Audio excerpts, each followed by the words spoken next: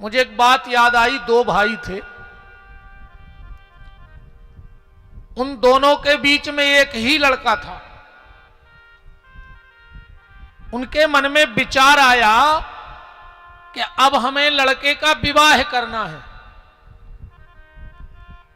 और उसके लिए मुझे योग्य लड़की चाहिए।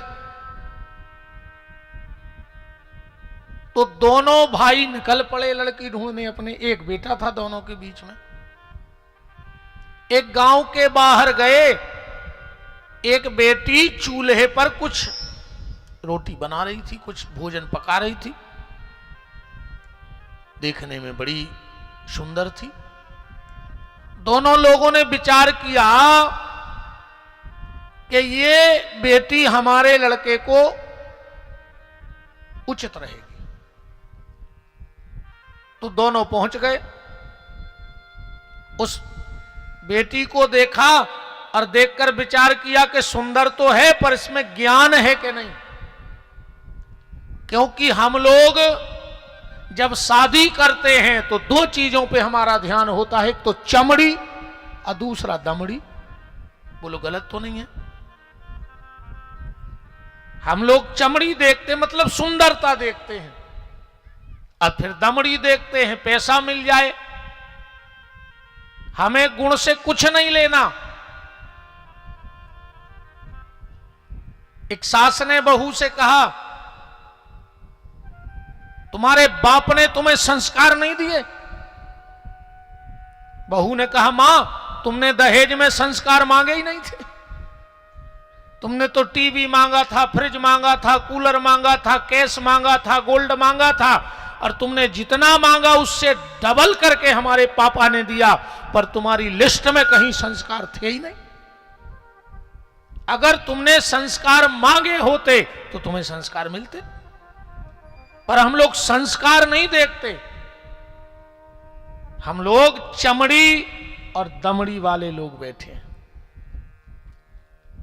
उन दोनों बुजुर्गों ने विचार किया। देखो पहले के जो बुजुर्ग थे, बड़े जो अभी भी हैं बुजुर्ग, युवा तो सीता ही राम है, वे तो इंटरनेट वाले हैं। अबे तुम अच्छे एमए करवे वाले लड़का से बिना मोबाइल बिना कैलकुलेटर के 1000 भर को हिसाब नहीं करवा सका, क्योंकि वो सिर्फ मोबाइल तक सीमित रह गया है। अभी हम लोगों के घर में भी अगर 10 लोग हैं और तुम अपने बच्चे से पूछना कि जरा मेरा नंबर बोल देना, तो कहेगा पापा 1 मिनट निकाल के देते हैं। उसे अपने बाप का नंबर पता नहीं है। बोलो गलत कह रहे हो तो? एक दादा लड़की देखने गए, बेटी आई, जो भी चाय नाश्ता लाई रख दी। दादा ने जेब में से 2 चीजें निकाली और टेबल पे रख दी। बोले बेटा इसमें से एक उठा ले जाओ। 2 चीजें कौन थी? एक सुई और एक कैंची। लड़की ने विचार किया सुई छोटी सी है, कैंची बड़ी है, जई ले जाए। उसने कैंची उठाई, भीतर चली गई। चाय नाश्ता होने के बाद लड़की के बाप ने लड़के के बाप से पूछा, तो हम क्या समझे? लड़के के बाप ने कहा, इसमें क्या समझना है, कैंसिल समझो।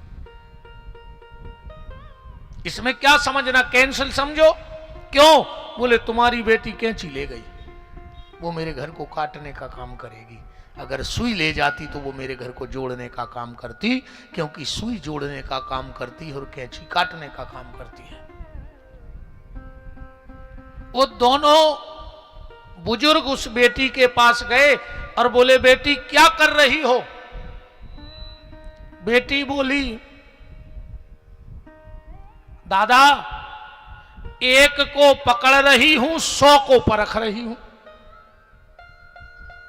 एक को पकड़ रही हूं और 100 को परख रही हूं। दोनों व्यक्तियों ने कहा, दिमागदार है लड़की, घुमा के जवाब दे रही है। तुम्हारे पिताजी कहां गए? बोले वो पानी बांधने गए हैं। और तुम्हारी मां कहां है? बोले भाई वो एक के दो कर रही है।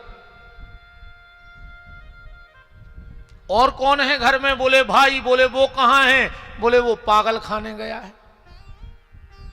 अब बुजुर्गों का दिमाग चकराया कि वास्तव में ये बेटी गुणी है। बात सिर्फ हम ये कह रहे कि संकेत की भाषा में अगर तुम ना समझ पाए तो जिंदगी में तुम कभी नहीं समझ पाओगे। और इंसान होकर आप लोगों ने पहले देखा होगा और अभी भी अब कम होता है। पहले शहर में भी गांव में भी एक बंदरिया वालो आत तो अबे भी आत अब कम दिखाते हैं। एक छोटी सी बंदरिया ओको फ्राक पहना दई, एक गंजी दे दई, एक डंडा, कहीं भी बैठ जात तो वो खेल लगा कर। ज्यादातर बंदरियों को ना हो रहे तो बसंती, ज्यादातर उन्हें ऐसो डंडा करो बोले लंका लूट जा बसंती, सो बंदरिया ये तरफ से वो तरफ, ये तरफ से वो तरफ करते। सास ने मूसर मारे कहां घले, ऐसी पीठ बताती थे। पानी भरवे कैसी जे हो तो वह तबलिया रख के जब वह चलती था नक्शी व बंदू इतनी अच्छी लगती, लाल सी फिराक पहने। मतलब वो सिखाओ गो कहाओ है ना, कोई ने तो को सिखा हुई है। अरे वह बंदरिया सीख गई, आज को आदमी नहीं सीख रहा हो, वो दिन रात सिखाओ जा रहा हो, फिर भी आदमी के दिमाग में नहीं बैठ रही। वो बानर होके सीख गया और तुम नर होके नहीं सीख पा रहे। पहले भालू आता था, भालू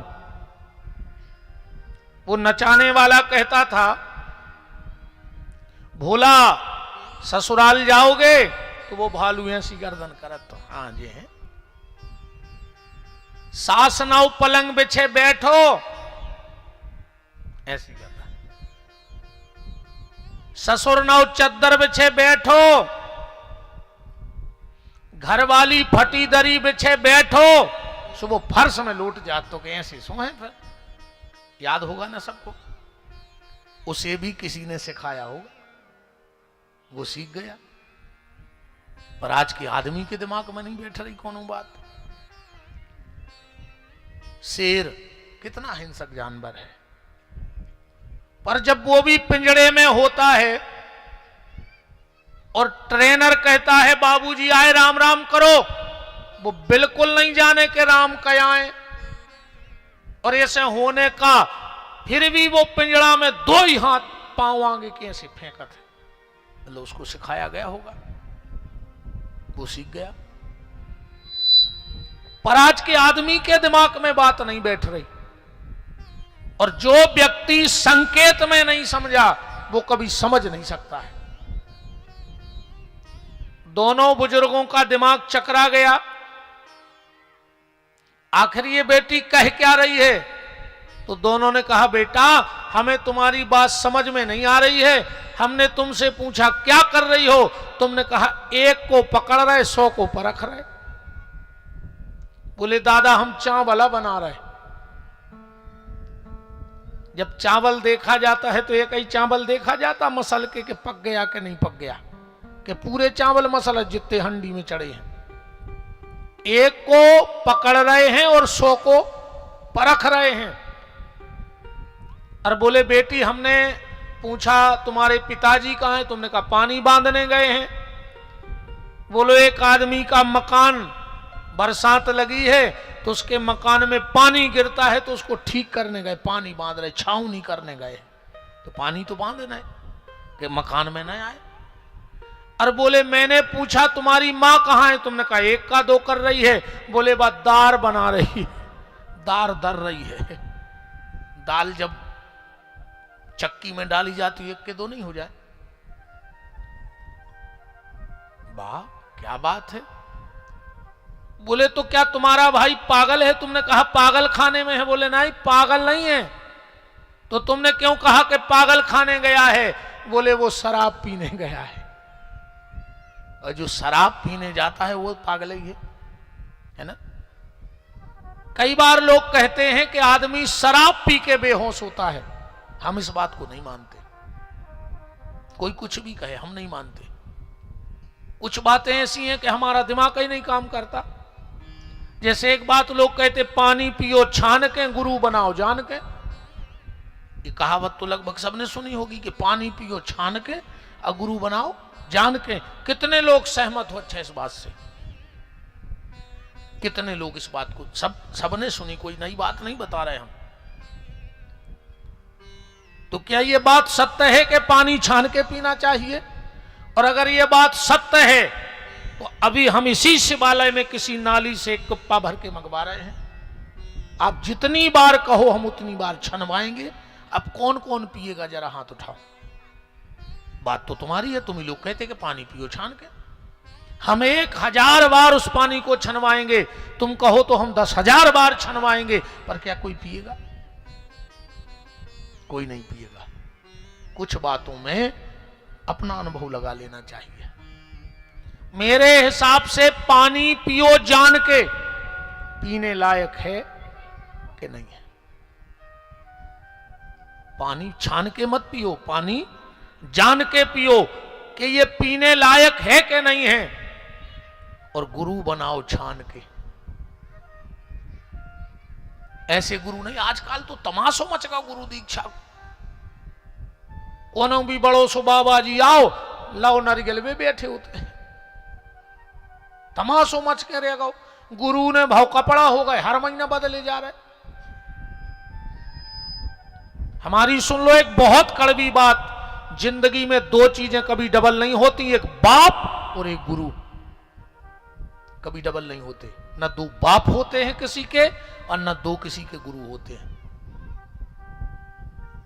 मानो सबको, श्रद्धा सब में रखो, पर गुरु मंत्र जीवन में सिर्फ एक बार लेना अपनी जिंदगी में। नाटक मत करो। अरे ऐसे कछु होने नहीं है कि तुम चाहे जो महाराज के ते पहुंच गए, तोल गया नारियल तो लगने 100-200 रुपये लगने बे बैठे। अकेले कान ही फूके से बैकुंठ जाने तो हम बता रहे 10 रुपये ले जा कंप्रेसर पे, लगवा दो कान में सटक।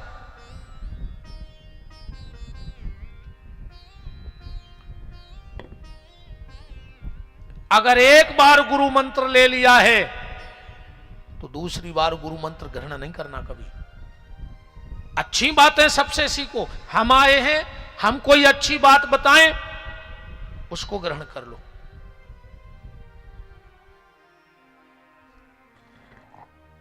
सीताराम।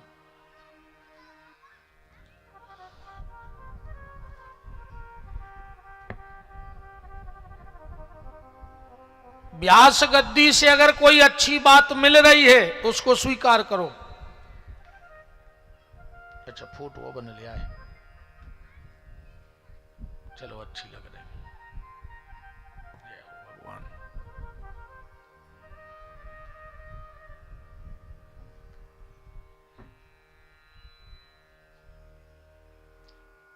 ये मेरी अंग्रेजी में ना लिखो, मुंह से पढ़ तो नहीं बने। क्या करें अब भाई, जो कछु है सो है, अब हम क्या करें जब बनता ही नहीं है। अच्छा प्रिंस पटेल, आओ भैया धन्यवाद। नहीं अब नहीं बने यार भैया, जो कछु तो हम क्या करें। सीताराम जी महाराज की।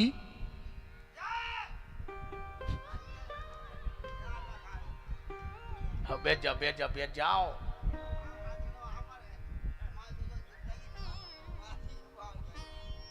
सीताराम सीताराम।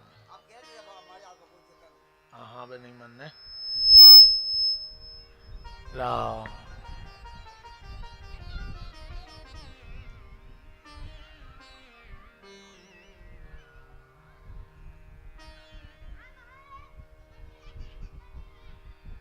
निवेदन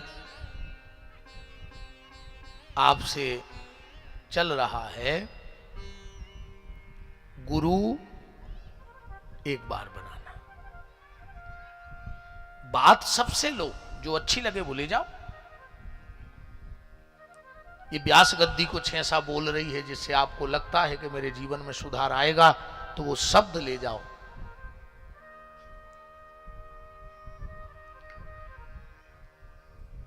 बात चल रही थी कि लोग कहते हैं कि व्यक्ति अभी अभी बाद में प्रभु जी ब्राजो को नाराज नहीं हुई, नुकसान तो हम ही रोआ होते। हर का माला आ रही और माला आ रहा हो, सो माला भी नहीं मिल पा रही, हमें माल भी नहीं मिल रहा, नुकसान तो हमारे 150 रुपए चढ़ हैं जे कोई तेनवा है। मनवा आखिरी में सब जने जे को ले आए हो सो तब राजो चढ़ा दियो, एक ने भगियो बिना चढ़ाए। उन बीच में डिस्ट का है मुंह से विद्वान विद्वान है नहीं, कम हम भूल गए तो गए। और अपन को मुसीबत जगह भारी पढ़े लिखे यहाँ हैं कि हमें सब रटो आ बैठो, अपन जो खबर आत गई सो बोलत गए, ये कई शब्द चूक गए, हमें खबर ही नहीं देने के हम भूल के आ रहे थे। जया है दिक्कत और कच्छू दिक्कत नहीं है। सीताराम जी महाराज की जय। लोग कहते हैं कि व्यक्ति शराब पी के बेहोश होता है, पर मेरा मानना है व्यक्ति शराब पी के बेहोश नहीं होता, बेहोश आदमी शराब पीने जाता है। जिसको ना परिवार का होश है, न जिसे बच्चों का होश है, न जिसे पत्नी का होश है, न जिसे माँ बाप का होश है, अगर थोड़ा सा भी होश अगर उसे होता तो मैं गारंटी देता हूं वो कभी शराब पीने नहीं जाता। तो शराब बनती काहे से है? महुआ से। महुआ की शराब बनती है। आप लोगों ने देखा होगा, अभी तो सीजन चल रहा है महुआ का। जब महुआ जिस पेड़ में आता है तो सबसे पहले उस पेड़ के पत्ते गिरा देता है। तो जहां उसका जन्म हुआ उसने उसी वृक्ष को नष्ट कर दिया, तो जिसके घर में जाएगा उसके घर में क्या होगा? जन्म देने वाले को भी नहीं छोड़ता महुआ, फिर जाम लेने वाले को कैसे छोड़ देगा? तो बात चल रही है संकेत के भाषा की। अगर संकेत समझ में आ गया तो सब समझ में आ गया, और न आओ तो फिर यह सो रहे थे जी को जोन स्वभाव जाए ने जी से, और नीम ने मीठी हुए खाओ घुड़ुक घी से। कितना सत्संग करा दे पर आदमी अपनो स्वभाव नहीं छोड़ा, तो मूर्ख तो जी में बदलता ही नहीं है। मूर्खों की हालत ऐसी होते। सुनो, एक आदमी गधा लेके निकलो कि स्कूल के तैसे, सो मास्टर बच्चा से कह रहे थे बैठ जा गधा, और उन्हें सोची जो तो गधों को स्कूल आई, में स्कूल में गधा पढ़त कहा है। सो वो अपनों गधा लेके स्कूल पहुंचो। मास्टर भी मस्त था, तो हमें गाय उज्जे पगला कहने लो कहा मास्टर साहब स्कूल में गधा पढ़त है? वो कहने लगो गधा ही गधा पढ़त। तो कहने लगे हमारे गधा को नाव लिख ले, ओके गधा को नाव तो भूरा।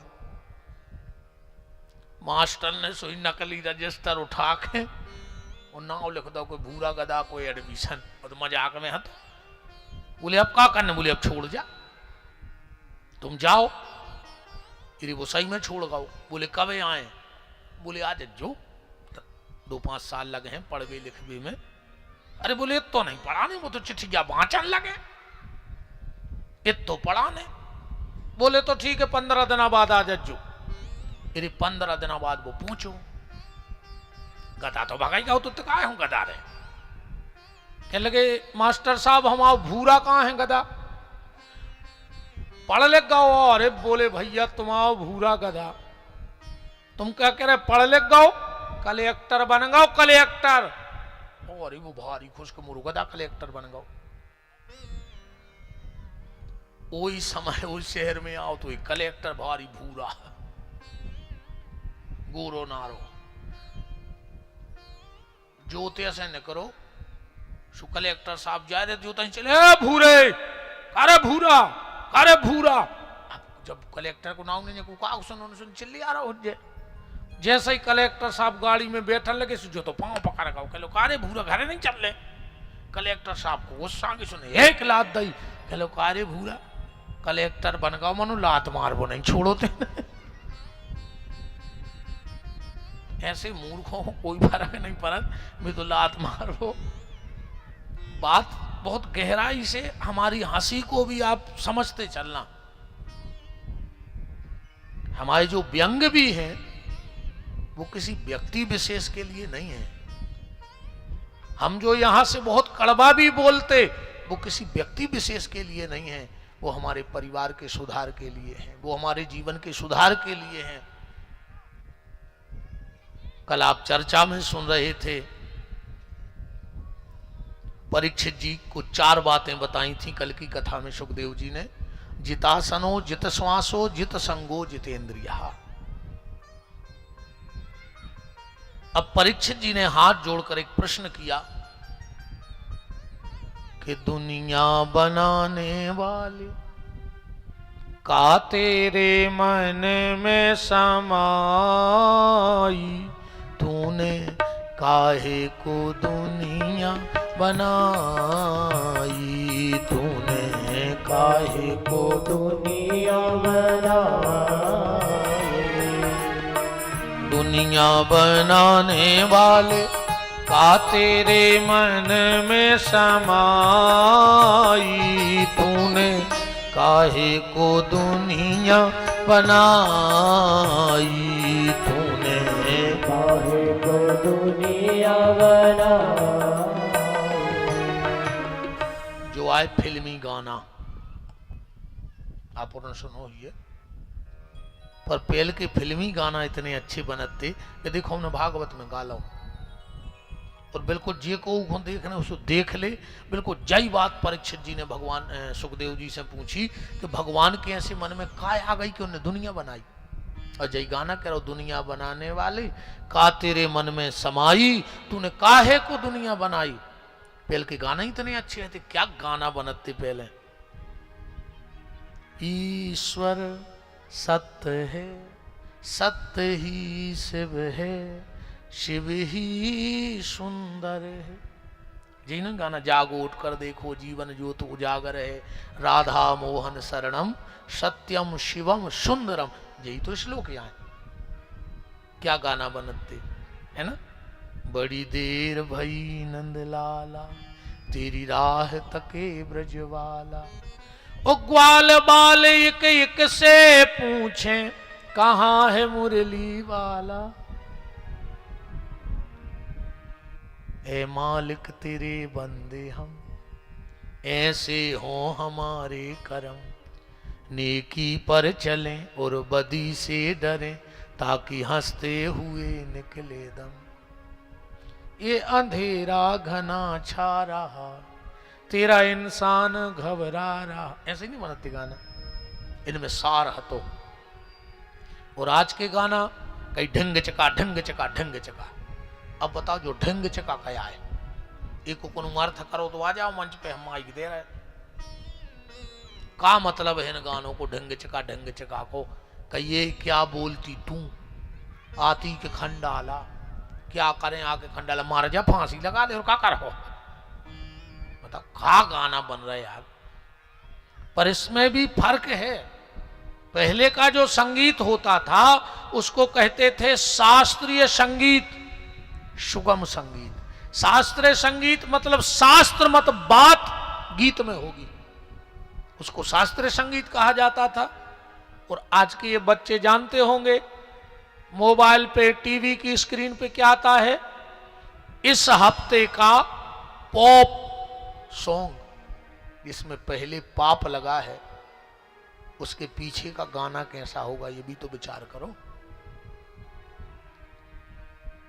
परीक्षित जी पूछ रहे कि भगवान ने दुनिया क्यों बनाई, क्या जरूरत थी भगवान को दुनिया बनाने की। और मान के चलो भगवान ने ही दुनिया बनाई, तो राक्षस बनाने की क्या जरूरत थी। पहले भगवान ने राक्षस बनाए, उनको धरती पे भेजा, फिर खुद आए, उनको मारा और बाही बाही लूट करके चले गए। तो जब सब उनके हाथ में है तो राक्षस बनाए ही क्यों थे, नहीं बनाते। सुखदेव जी बोले परीक्षित ऐसी बात नहीं है। भगवान ना देवता बनाता है और ना भगवान राक्षस बनाता है। भगवान तो खाली एक मिट्टी का पुतला बनाता है, जो हम और आप बैठे हैं। बनाता है कि नहीं बनाता। बस बात यह है, एक बार एक मूर्तिकार ने भगवान से कहा कि प्रभु हम और तुम बराबरी में हैं। बोले क्यों। बोले तुम भी मूर्ति बनाते हो, हम भी बनाते हैं। कारीगर भी तो मूर्ति बनाता है। अब भगवान ने ये मूर्ति बनाई है, पर प्रभु एक बात बताओ, मेरी समझ में नहीं आती कि मेरी मूर्ति मंदिर में जाके पूजा होती है, कारीगर की मूर्ति मंदिर में जाके पूजा होती है, और आपकी बनाई मूर्ति जीवन भर आपस में लड़ती रहती है। बोलो लड़ रहे अपन क्या नहीं लड़ रहे एक दूसरे से? अब तो कुत्ता हंसन लगे अपन पे। हाँ, कुत्ता हंसत है। जब कुत्ता ही कुत्ता इकट्ठे हो फिर उनकी बात है सुनो। अच्छा एक बात बताओ, ये शिवाजी वार्ड है, अगल बगल के वार्डों से अगर किसी वार्ड की गैया यहां आ जाए तो कभी यहां की गैया ने आप लोगों से शिकायत करी कि उस वार्ड की गाय यहां ना, ये हमारा वार्ड है? करी कब शिकायत? चलो इस वार्ड की गाय कभी दूसरे वार्ड में चली जाए तो वहां की गैया आई आपके यहाँ धरने पे बैठने कि सुनो शिवाजी वार्ड वालों, आपके यहाँ जो भी गैया घूमती हो वो हमारे वार्ड में न आए। अब यही शिवाजी वार्ड में अगर ओ कुलिया को कुत्ता ये कुलिया में आ जाए तो ये कुलिया के कुत्ता वो छोड़ है? बताओ आप। यही वार्ड की बात करो। भगवान ने कुत्तों से कहा था कि एक दूसरे को जाकर के भौंकना। आजकल कुत्ते तो इकट्ठे रहने लगे, आदमी ने कुत्ता को फेल कर दो, एक दूसरे को देख के भौंक रहा हो है, एक दूसरे को अच्छो देखो ही नहीं चाह रहा हो। आधे से ज्यादा ये पे परेशान है कि पड़ोसी सुखी गाय है। आधे से ज्यादा लोग में टेंशन है कि सामने वाला सुखी क्यों है। ये स्वभाव कुत्तों का है, बदल दो, इंसान हो तो इंसान रहो, इंसान हो इंसान रहो। तो भगवान ने ना राक्षस बनाए ना भगवान ने देवता बनाए, भगवान ने खाली एक पुतला बनाया। उदाहरण ऐसे भी हम और आप समझ सकते हैं, अगर ये कहा जाए कि लाइट ठंडी है कि गर्म, तो इसका क्या जवाब होगा लोगों का? मान के चलो हम आपका जवाब देते हैं। आप कहो कि लाइट ठंडी है तो हम उनमें हीटर लगा रहे, हीटर वह तो गर्म कर है। और अगर आप लोग कहो कि लाइट गर्म है तो हम उसमें फ्रिज लगाए दे रहे, वो तो ठंडा करेगी कि नहीं करेगी? अब क्या कहोगे, लाइट ठंडी है कि गर्म? ना लाइट ठंडी है ना लाइट गर्म है, लाइट में सिर्फ पावर है। अब मशीन कैसी है, वो वैसा काम करेगी। भगवान ने तुम्हें मनुष्य तन दिया, अब तुम्हारे भीतर जो काम क्रोध लोभ मोह के तार डले हैं भीतर, अब भगवान तुम्हें पैसा दे दे, भगवान तुम्हें बुद्धि दे दे, भगवान तुम्हें बल दे दे, अब तुम उसको गलत जगह लगा दो तो भगवान क्या करे? उसने तुम्हें दिमाग दिया, तुम देश के विकास में भी लगा सकते हो और बम बना के देश के विनाश में भी लगा सकते हो। भगवान क्या करे? दो लड़के बैठे थे, संकेत में ही समझ लेना। एक लड़के ने कहा मैं बड़ा होकर के प्लेन उड़ाऊंगा, पायलट बनूंगा। तो दूसरा लड़का बोला हट, तुम बड़े हो के प्लेन उड़ाओगे? अरे हम बड़े हो के हवाई अड्डा उड़ा दें, तुम तो खाली प्लेन उड़े हो, हम अपनी पे आ जाए तो हम हवाई अड्डा उड़ा दें। समझ गए? संकेत बहुत है। तो भगवान ने तुम्हें दिमाग दिया, भगवान ने तुम्हें पैसा दिया, तुम चाहो तो अच्छे काम में लगा दो, और ना चाहो तो धरे रहो, मर जाइयो। और का पैसा धरे के आदमी तो पैसा धरे हैं, ने तो सुख से खा रहा है, ने कपड़ा पहन रहा है, ने घूम भी जा रहा है, कौन बाप को धरे हो? के वो आदमी एफडी बनाए धरे, मर जा सुबह मोड़ी मोड़ो तक नहीं मिलता। लोभी को धन लावर खाए और बचे सरकार है जाए, सीताराम। कम से कम तुम आओ पैसा तुम ही भोग ले यार। कछु कछु कहते हैं बच्चों को, तो का तुम्हारे कुल में अब नाकारा पैदा होंगे, तुम भी तुम्हारे बच्चा कुछ न कर पे, अब तुम ही जोर के धर हो, नाकारा पैदा करके ये हो कि भी तुम्हारी आसन दरीरे में कुत्तों आई।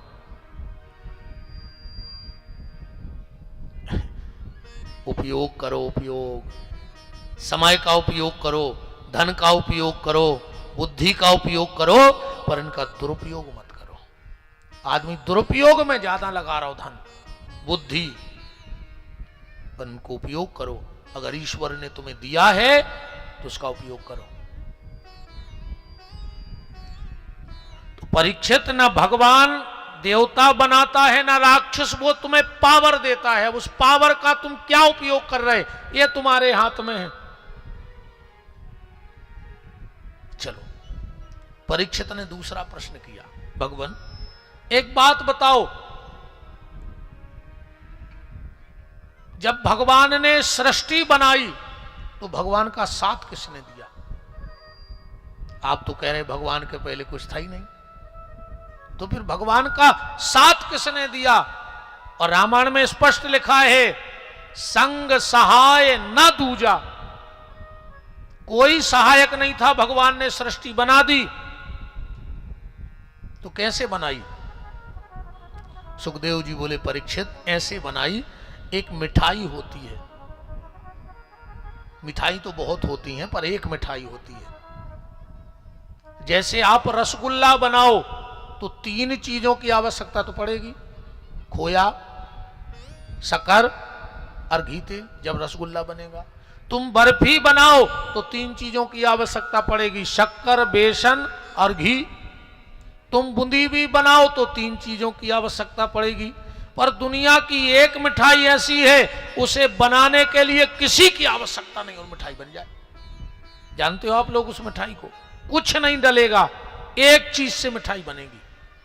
आप पेड़ा भी बनाओ अगर दूध के, तो में शक्कर तो डालने पड़े कि नहीं डालने पड़े? पर एक मिठाई है, अपन सागर वाले हैं, जानते हैं, जे को नाम है गड़िया घोल्ला। बताओ में का डलत है? काजू, लौंग, इलायची, किशमिश, काजू, कुछ नहीं। शक्कर को पानी में डालो, सांचा में धरो, शक्कर गड़िया घोल्ला बन गया। तो जैसे एक शक्कर से गड़िया घोल्ला बन जाता है, ऐसे एक शंकर से सारी सृष्टि बन जाती है, उसको किसी की आवश्यकता नहीं है। परीक्षित जी बोले, चलो ये बात भी हमने मान ली। अब तीसरी बात हमारी ये बताओ आप, कि चलो भगवान ने सृष्टि बनाई, अकेले ने बना दी, तो मटेरियल कहां से आया? आप तो कह रहे कुछ था ही नहीं, कुछ नहीं था, सिर्फ अंधकार था। तो ये मटेरियल कहां से आया? जैसे स्वर्णकार जेवर बनाता है, पर उसके लिए सोना चांदी तो चाहिए, तब तो जेवर बना पाएगा। शिल्पकार मकान बनाता है, पर उसके लिए मटेरियल चाहिए।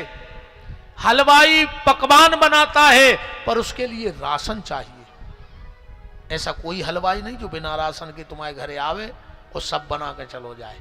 ऐसा कोई दुनिया में स्वर्णकार नहीं जो तुम जाओ और वो आए कि लो ये जीवन लो।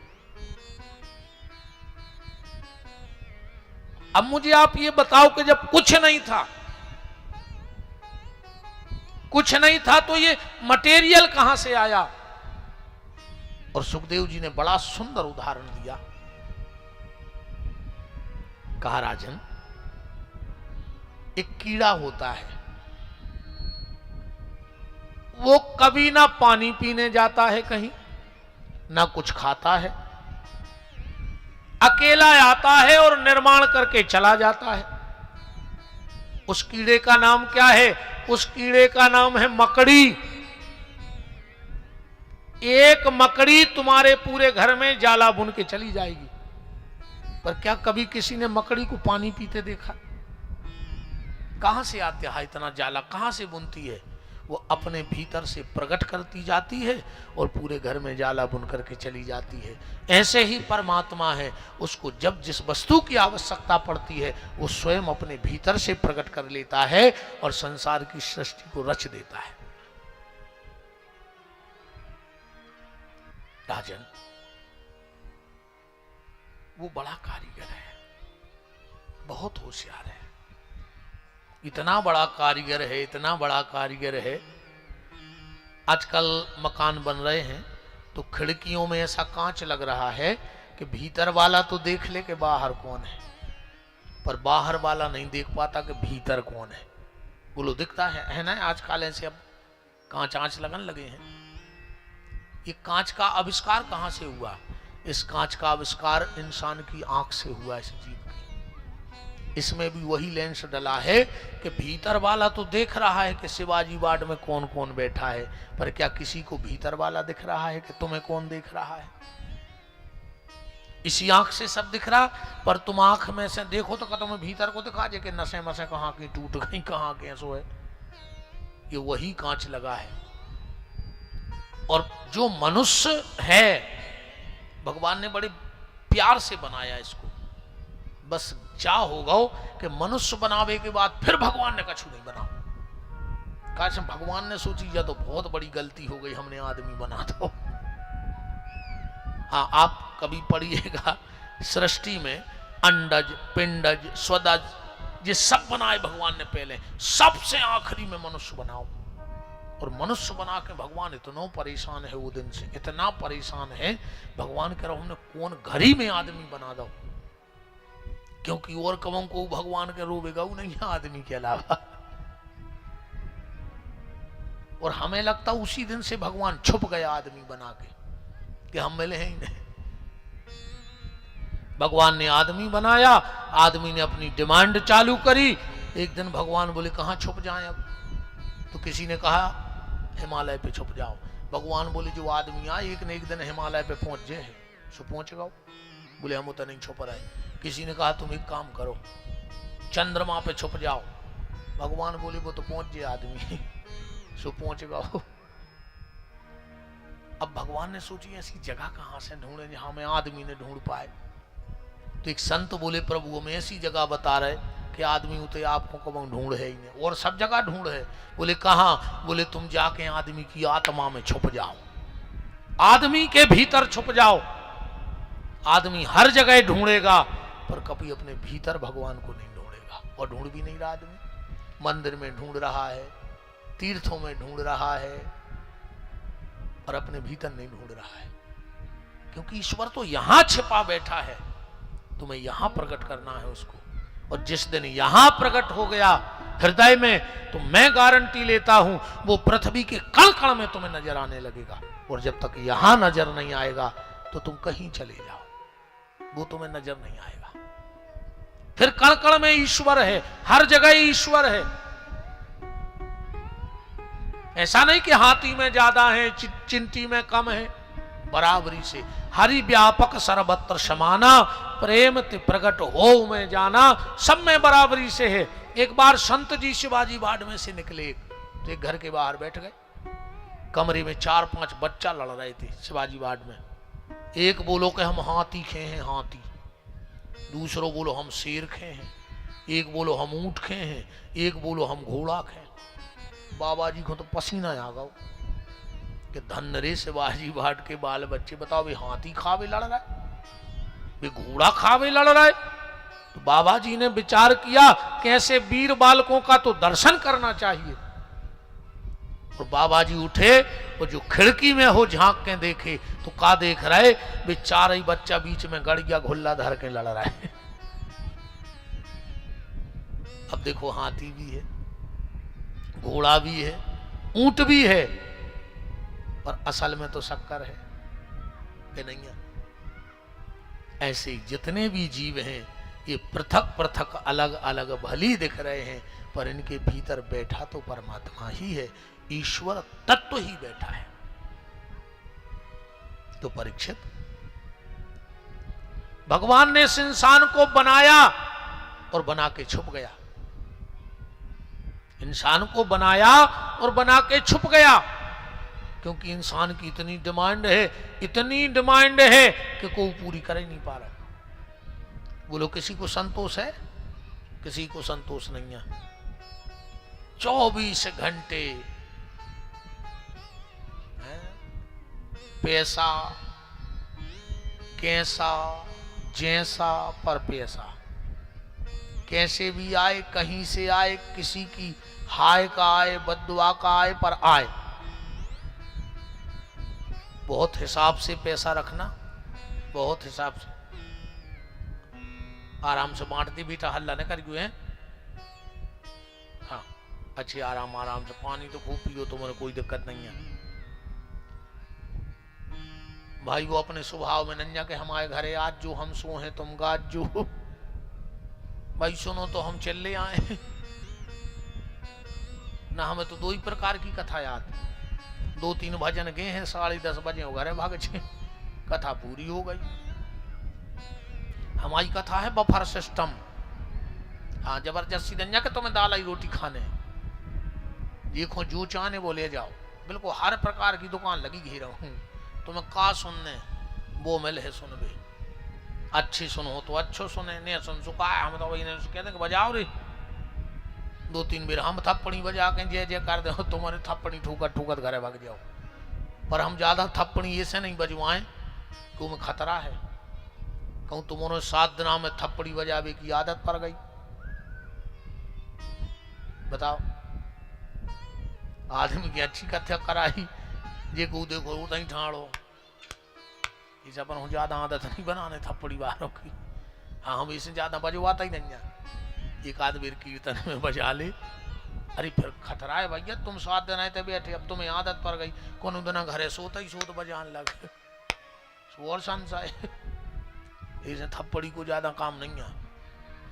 आनंद से बात भीतर तक जाए, हृदय तक, वो कथा है। बहुत बहुत खूबी से बनाया इंसान को। अच्छा जैसे कोई बहुत वीआईपी जब भोजन करत है तो वो भोजन को एक मशीन चेक करत है, किसी ने कुछ मिला तो नहीं दिया। तो जो बड़े बड़े अधिकारी जो भी हो भगवान जाने, उनको भोजन एक मशीन में चेक होते। पर तो अपन तो बहुत वीआईपी है, भगवान ने अपन को 3 मशीनों में चेक करे के बाद खा भी दे रहा हो। 3 मशीनें चेक करत है। सबसे पहले हाथ गरम है तो माए धर दी नहीं खाने, जब मशीन करे ना खाने लायक नहीं है। हाथ ने कई पास है, फिर गौ नाक के साड़ा गाँव माए फेंक दे, जब मशीन पास न कर तो मुंह में नहीं। बताओ कि चलो जी कोरा, पहले हाथ ने पास करो ओके, नाक करे जान दो, फिर गौ मुंह में अगर मिर्ची है तो थूक दे, और जब मुंह भी कह दे पास तो फिर भीतर बैठे मनी राम को खावे दो जे है। बहुत वीआईपी बैठे, अपन साधारण नहीं बैठे। 3 मशीनें चेक कर रही। जब हम कहूँ भोजन करते हैं तो उनकी एक ही मशीन चेक कर रही। आपको कहे तो कहिए तुम कितने बड़े वीआईपी हो, जितने बड़े हम वीआईपी हैं। 3 मशीनें परमानेंट, खतरा भी नहीं है। बहुत बड़ा कारीगर है वो जो कर सकता है वो कोई नहीं कर सकता। जब अर्जुन भगवान के साथ द्रौपदी के स्वयंवर में जा रहे थे तो भगवान बोले अर्जुन स्वयंवर है और तुझे पता है? बोले क्या प्रभु? बोले खोलत तेल में ऊपर मछली घूम रही है और खोलत तेल में आंख देख के तुम्हें ऊपर भेदने हैं। अर्जुन बोले प्रभु जा बताओ। जब सब कछु हम कर रहे हैं तो तुम्हें काहे खुलेवा जा रहे हम? भाई हमारी को बाण साधने, हमारी को तेल में मछलियां देखने, हमारी को आंख पर रखने और हमारी को आंख को भेदन करने, तो आपको काहे लवा जा रहा है? भगवान बोले अर्जुन जो काम तुम नहीं कर सको वो हम कर रहे होते हैं। अर्जुन बोले अब बचो का है, सब हमारी को तो करने। भगवान बोले अर्जुन तुम बाण साध सकते हो, मछली देख सकते हो, ऊपर निशाना साध सकते हो, पर जो तेल खोल रहा है वो स्थिर तो हम ही कर रहे हैं, वो तुम नहीं कर सकते हो। वो काम हम करेंगे जो तुम नहीं कर सकते हो। भगवान वो करता है जो इंसान नहीं कर सकता है। उसकी कारीगरी का कमाल तो देखो आप। एक बहुत बड़े शेठ के घर में एक संत पधारे, बड़ा बंगला था, भगवान को मानता नहीं था, पर आ गए संत जी। भगवान ना जाने कब किसको किसके माध्यम से बदल दे, भी पता नहीं है। हाँ, जीवन में एक ठोकर ऐसी गलती है कि व्यक्ति अपने आप परमात्मा की तरफ मुड़ जाता है। सेठ ने कहा मैं कैसे मान जाऊं कि ईश्वर जी ऐसा कोई तत्व है। संत ने कहा बेटा तुम उसको किसी भाव में जपो, पर एक तो है ऊपर जो सारी सृष्टि को चला रहा है। बोले इसका कोई प्रमाण है? संत बोले अब कल देखेंगे, आज तो मैं थका हुआ हूं, कल देखूंगा। संत जी सुबह छत पे गए, 10,000 लीटर की टंकी रखी थी पानी से भरी। संत जी बोले सेठ जी इधर आओ। बोले तुमने छत पे कुआं खुदवाओ। छत पे कुआं क्यों खुदवा लिया? अरे बोले ये कुआं थोड़ी है। बोले फिर? बोले ये तो टंकी है। तो बोले इस टंकी में पानी निकल आया? अरे बोले नहीं पंडित जी इसमें पानी नहीं निकला, आओ नीचे हम बताते हैं इसमें पानी कैसे गया। बगीचे में आए, बोले पहले हमने यहां गड्ढा करवाया, फिर उसमें केशिंग डाली, मशीन डाली, पाइप डाला, डोरी डाली, फिर चालू किया और यहां से पाइप ऊपर ले गए, अब फिर जाके उस टंकी को भरते हैं। महात्मा बोले वाह यार तुम तो बहुत दिमागदार निकले, तुमने नीचे का पानी ऊपर भेज दिया। बोले वो दिमाग मतलब दिमाग। महात्मा जी टहलत टहलत वो के बगीचा में लगे थे नारियल के पेड़। बोले नारियल दे दो, हमें पूजा करनी है। नौकर से कहा नारियल तोड़ के दे दो। महात्मा ने नारियल तोड़ो, बड़ो नारियल, पानी बहुत है तो में। महात्मा ने उतनी नारियल छोड़ो और नारियल के पेड़ के चारों तरफ घूमने लगे। सेठ जी बोले क्या कर रहे? बोले सटाका देख रहे, सटाका। बोले का है? बोले जो पानी कैसे पहुंच गया मैं, पानी कैसे पहुंच गया उतने ऊपर नारियल में 2 लीटर। सेठ बोला महाराज हम समझ गए तुम क्या समझाना चाहते हो। बोले इसी का नाम भगवान है, उसी का नाम भगवान है जो जमीन का पानी बगैर मोटर के, बगैर पंप के, बगैर लाइट के, बिना बिजली के ऊपर नारियल के पेड़ में भर देता है, उसी का नाम ईश्वर है। बोले कहूं सटक तो डारा था नहीं है भगवान के, डारा था नारियल में तो पानी चढ़ावे, उसका नाम ईश्वर है। परीक्षित तुमने पूछा भगवान ने दुनिया क्यों बनाई, तो परीक्षित ये प्रश्न नहीं करना चाहिए आदमी को कि भगवान ने दुनिया क्यों बनाई। बोले फिर? बोले परमात्मा के प्रति प्रश्न नहीं होना चाहिए, परमात्मा के प्रति परीक्षा नहीं होनी चाहिए, परमात्मा के प्रति तो प्रतीक्षा होनी चाहिए और विश्वास होना चाहिए। भगवान परीक्षा, आजकल जी बहन जी अरे परीक्षा लेने लगी भगवान की। हनुमान जी के मंदिर जे हैं, ए हनुमान जी अगर सच के सांचे हो तो हमारा लड़का पास हो जाए।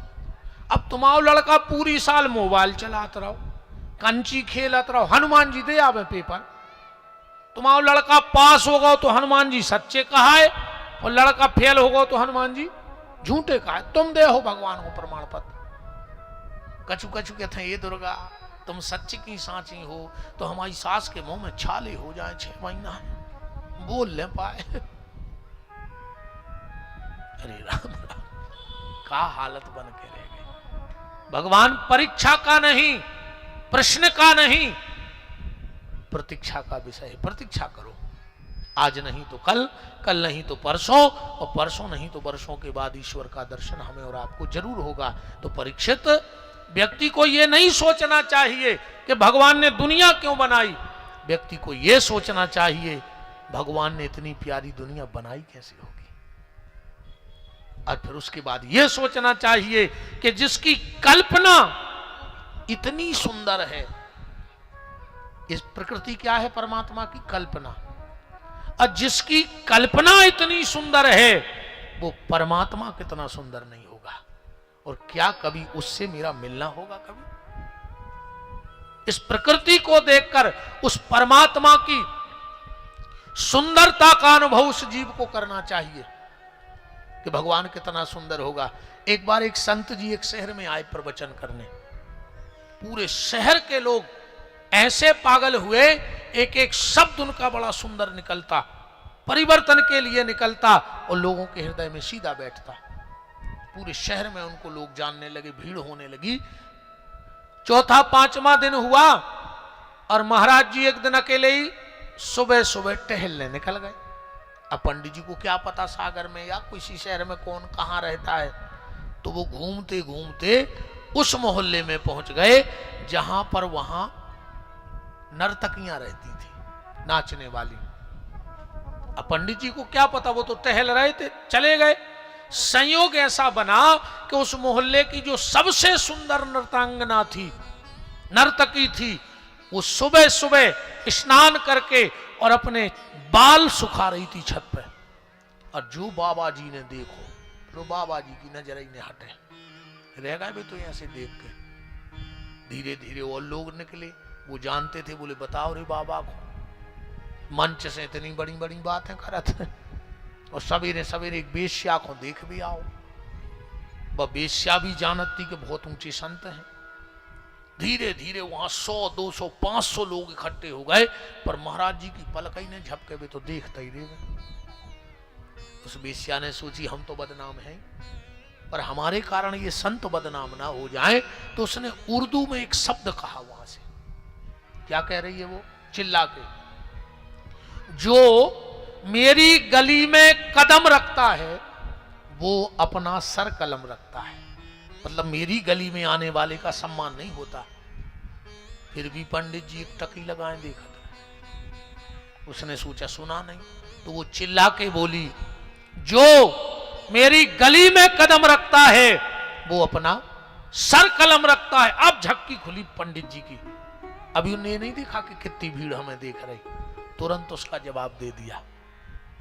जैसे ही बेश्या ने कहा जो मेरी गली में कदम रखता है वो अपना सर कलम रखता है, महात्मा बोले हट, ना मुझे तुझसे गर्ज है न तेरे हुस्न से गर्ज है। गर्ज माने मतलब। महात्मा बोले ना मुझे तुझसे मतलब है, न तेरी सुंदरता से, ना मुझे तुझसे गर्ज है न तेरे हुस्न से गर्ज है। मैं तो अपने मालिक की कलम देखता हूं। मैं तो ये सोच रहा था कि जिसने तुझे इतना सुंदर बनाया है वो मेरा परमात्मा कितना सुंदर नहीं होगा, और क्या एक बार उसका जीवन में मुझे दर्शन होगा। बस विचार ये करो कि जिसकी कल्पना इतनी सुंदर है वो परमात्मा कितना सुंदर होगा, और क्या कभी वो हमें मिलेगा। और उसके लिए तुम्हें एक काम करना होगा, उसकी तलाश करनी होगी। कहाँ? अपने भीतर।